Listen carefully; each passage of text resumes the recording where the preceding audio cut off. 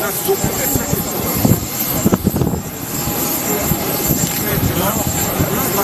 ministre de la République démocratique du Congo, chef du gouvernement, Excellence, le détachement d'honneur de la 34e région militaire.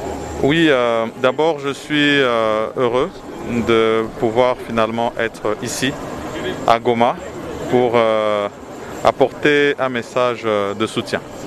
Car comme vous le savez, depuis le 22 mai, après l'éruption volcanique, et par la suite les mouvements sismiques qui ne se sont pas arrêtés, la population de Goma s'est retrouvée d'abord totalement déplacée et puis en partie déplacée pour certains quartiers.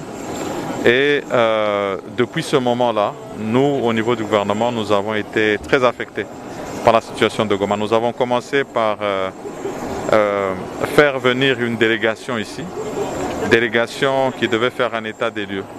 Et à la suite de cette visite de cette délégation ministérielle qui est rentrée sur Kinshasa, nous avons décidé à notre tour de venir apporter un message de soutien à cette population de Goma qui, au-delà déjà des services de sécurité, a dû se retrouver face à cette catastrophe naturelle qui est arrivée de manière imprévisible.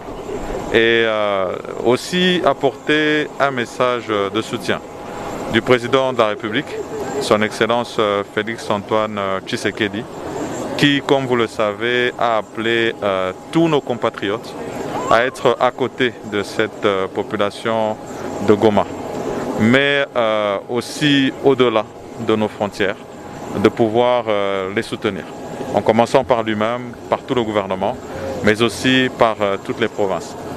Nous sommes aussi venus nous rendre compte de la situation justement dans laquelle se trouvent ces déplacés, comme vous l'avez dit, qui se trouvent à Sake et à Minova, sur l'axe Rutshuru à Kivumba, dans le sud Kivu également, voir l'état dans lequel ils sont et nous assurer qu'ils puissent être dans les conditions les plus optimales possibles.